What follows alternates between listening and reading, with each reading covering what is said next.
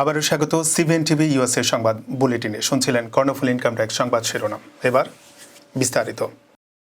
আনন্দধ্বনির প্রতিষ্ঠাতা ও সঙ্গীত সাধক ওয়াহিদুল হকের স্মরণে প্রথম শ্রোতার আসর কিছু কথা কিছু গান শীর্ষক আয়োজন অনুষ্ঠিত হয়েছে। শনিবার নিউ ইয়র্কের জামাইকার হিলসাইড অ্যাভিনিউতে এই অনুষ্ঠানের আয়োজন করা হয়। বিস্তারিত প্রতিবেদনে।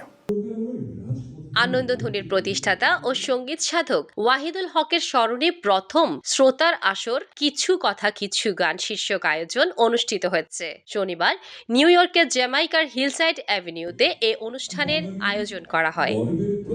এই গানের অনুষ্ঠান আয়োজন করেছে আমরা সকল শ্রেণীর মানুষ একত্রিত হয়ে এই গান শুনছি এবং দেশের মনে হচ্ছে বাংলাদেশের কোনো একটা ঘরে আমরা বসে গান শুনছি, খুব ভালো লাগছে। জাতীয় সঙ্গীত পরিবেশনের মধ্য দিয়ে সঙ্গীত সাধক ওয়াহিদুল হকের বর্ণাঢ্য জীবনের স্মৃতিচারণ ও শ্রোতার আসর অনুষ্ঠানের আয়োজন করে আনন্দধ্বনি। আজকের অভিজ্ঞতাটা খুবই অন্যরকম, কারণ আমরা আনন্দধ্বনির সাথে অনেকদিন থেকেই আছি, কিন্তু আজকে আমাদের ওনার যে গুরু, ওনার প্রয়াণ দিবসে যে অনুষ্ঠানগুলো গানগুলো আসলে টাচ করার মতোই। অনেক ভালো কিছু বাংলা গান শুনতে পেলাম, বিকেলটা অনেক ভালো কাটলো।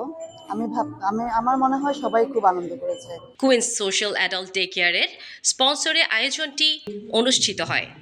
অনুষ্ঠানে সঙ্গীত ও আলোচনায় ওয়াহিদুল হককে স্মরণ করা হয়। আজকের অনুষ্ঠানটি বিশেষভাবে আমাদের সাংস্কৃতিক অঙ্গনের একজন প্রখ্যাত, যাকে বলা যেতে পারে কিংবদন্তি, ওয়াহিদুল হক ভাইকে ঘিরে তার স্মৃতিচারণ করে উৎসর্গিত এই অনুষ্ঠানে।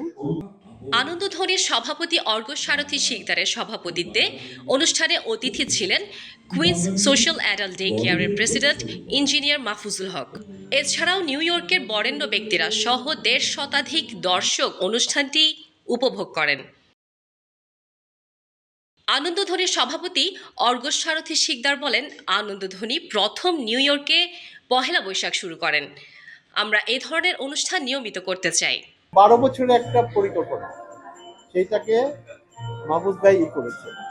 এটা উদ্দেশ্য হলো নিউ ইয়র্কের একটা সুস্থ ধারার শ্রোতা সৃষ্টি করা। গান আপনারা অনেকেই বাইরে শোনেন, কিন্তু এরকম একটা বৈঠকি আকারের একটা আয়োজন, এটা মাহফুজ ভাইয়ের জন্যই আমরা করতে পেরেছি। কুইন্স সোশ্যাল অ্যাডাল্ট ডে কেয়ারের প্রেসিডেন্ট ইঞ্জিনিয়ার মাহফুজুল হক বলেন, আমরা ব্যবসায়ের পাশাপাশি বাংলাদেশি কমিউনিটিকে সহযোগিতা করতে যাচ্ছি, আগামীতেও করব।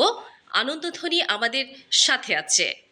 জি, অফকোর্স আমাদের কমিউনিটিতে আমাদের বিজনেসের পাশাপাশি আমরা বাংলাদেশি কমিউনিটিকে সাহায্য করে যাচ্ছি, ইনশাল্লাহ করতেছি, আগামীতেও করব। আনন্দধ্বনি আমাদের সাথে আছেন, এরকম আরও অনেকে আমাদের সাথে আছেন। আমরা সবাইকে সাপোর্ট করি, স্পেশালি আনন্দধ্বনির সাথে আমাদের এর আগেও দুইটা অনুষ্ঠান আমি করেছি আমাদের এই হলরুমে।